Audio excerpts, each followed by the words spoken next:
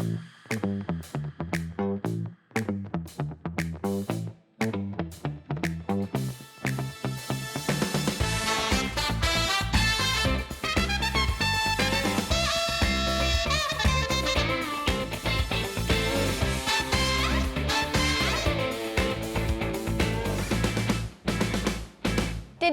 we welcome Ms. Riddhi Doshi Patel, a certified child psychologist, TEDx speaker, and founder of LAJA, India's pioneering women's empowerment forum.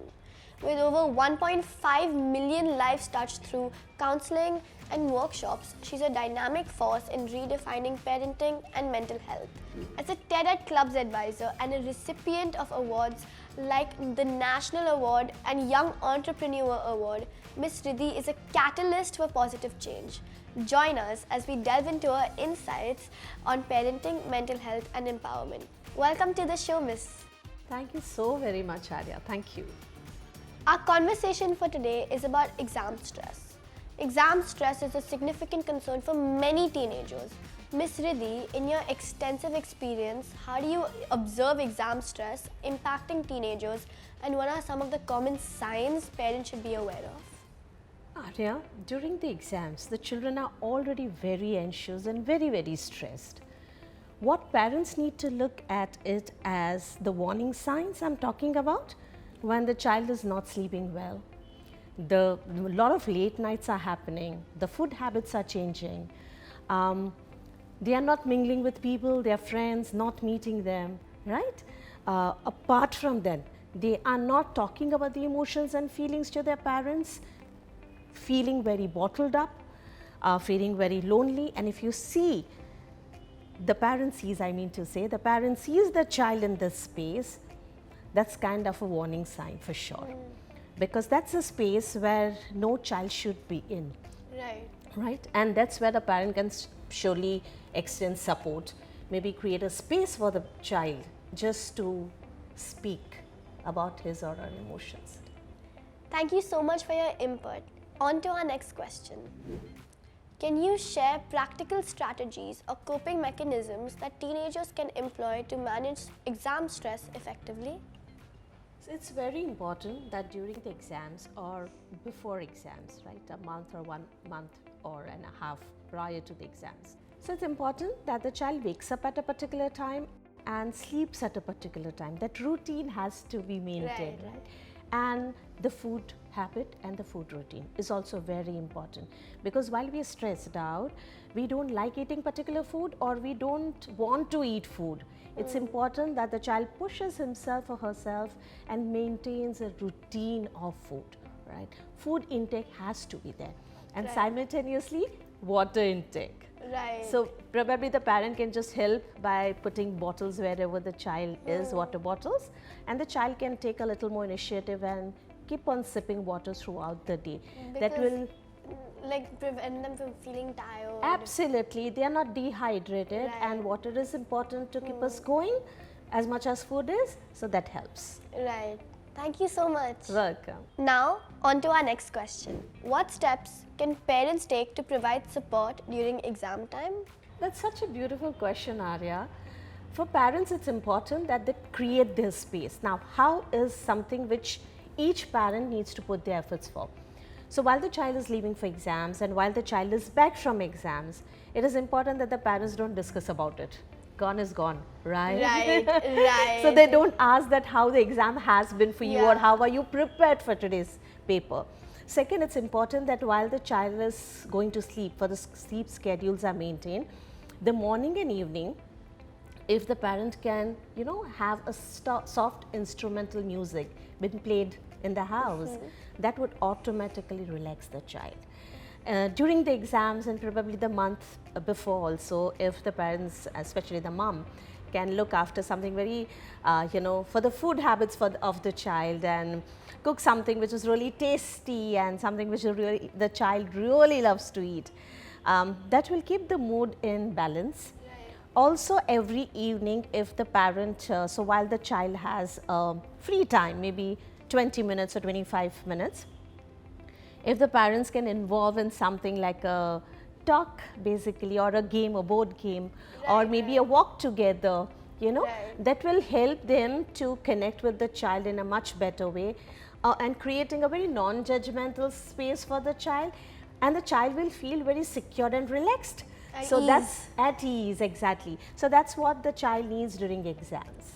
That's lovely actually. I hope my parents are hearing this. I hope all the parents I hope hear all the this. parents are hearing this. I know. Now, on to our next question. Peer pressure can intensify during exam periods. How do you advise teenagers to navigate the competitive environment and maintain a healthy perspective on academic achievement? So each teenager should remember and stick to its own values and the plan that has been chalked out according to him or her, or probably on the guidelines of the mentor. Okay. They should also remember that one size doesn't fit all. So somebody's else pattern of study might not be yours. You Right. might take 2 hours to complete one answer, while the other person may complete in 30 minutes. It is okay. Till the time you're comfortable completing the portion, it should be okay. So every teenager has to understand that you are different, you are unique, and you are special. If that is kept in mind, and one mantra for everybody, I can and I will. That solves the purpose. That's such a beautiful mantra. Thank you so much for enlightening us. However, I have a question. If you are in a competitive environment and everybody is tasked with the expectations to get A stars or full in most exams and tests, be the topper in their schools, and some are maybe not there at that level, how must someone like that deal with peer pressure? Your most important is to have faith and belief in self. Let me ask you one question. What happens, Arya, when your mother hugs you? I feel safe. You feel safe. You feel very special Loved. also, loved also, right? That's exactly what I want every teenager to do. Hug self. When you hug self, you feel that there is a connect, there's a mind-body connect happening within, Right. right? And when your mind and body is connected, you don't think about the future, you don't think about the past. You are in your and now.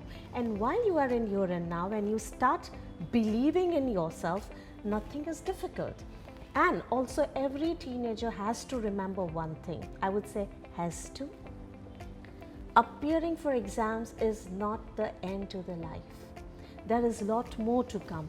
Right. This is just a beginning.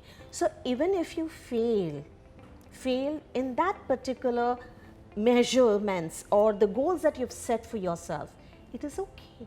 You can be resilient and try once again. Right. Right? Exactly as the way when you started learning how to cycle, you must have fallen down. But that's fine. You just hopped again, started cycling, paddling, and moved ahead. That's exactly what we need to do, all of us. Right. But if we were to, for example, constantly feel pressured by adults or people around us to achieve something that many cannot, right? How must we control our feelings at that point? Okay. Two important things here. A, write down, journal what happens. Right. Journaling is very important. That will help you to understand your pattern of emotions. Also, you get pressured when you take that pressure. Right? And second important thing is it's very important to talk to all those adults that my way of dealing with the situation is this. If you can support me dealing with it, it's very important that I will flourish in that particular way or particular manner. So my support or the support which I seek from you is this. Because not every adult would know how to deal with a teen. Because Right. there was no manual been there how to raise a Right. teenager, right? Right. So it's all experiential and also experimental. In that case, you can always talk to the adult and explain that this is something which what I'm seeking and help me with it. So having a mutual respect with your parents. Absolutely. But before that, ensure that you journal because you should be aware of your own patterns. You in as in not you, but this is a message for all the teenagers. Thank you so much. Thank Pleasure. you. For some teenagers, the fear of failure can be overwhelming. How do you assist them in developing a resilient mindset in coping with the fear of not meeting academic expectations? That's such a wonderful question, Arya. It's important for the child to recall the moments of the childhood where the child learned how to pedal a cycle. Okay, sometimes he must have fallen, sometimes all the bruises on hands and legs, right? Every time the child might have found the parent holding the cycle, and that's how the child has learned. But it was the child who wanted to learn this, how to cycle, how to pedal a cycle and balance it. That's important that the child recalls that situation and implements in the current situation. Being resilient is very important, very, very important.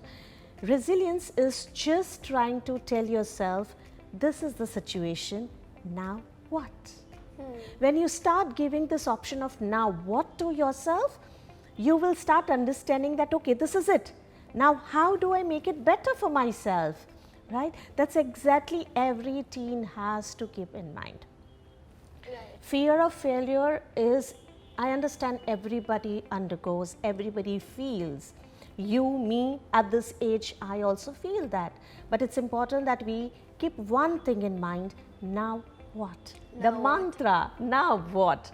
So when you start thinking about now what, you will get your answers automatically. You would not want you to be in that space where you constantly crib and tell yourself, I couldn't manage, I didn't do it, right? Push yourself, come out of that zone and say, now what? How do I make it better Now for what? myself? Now what?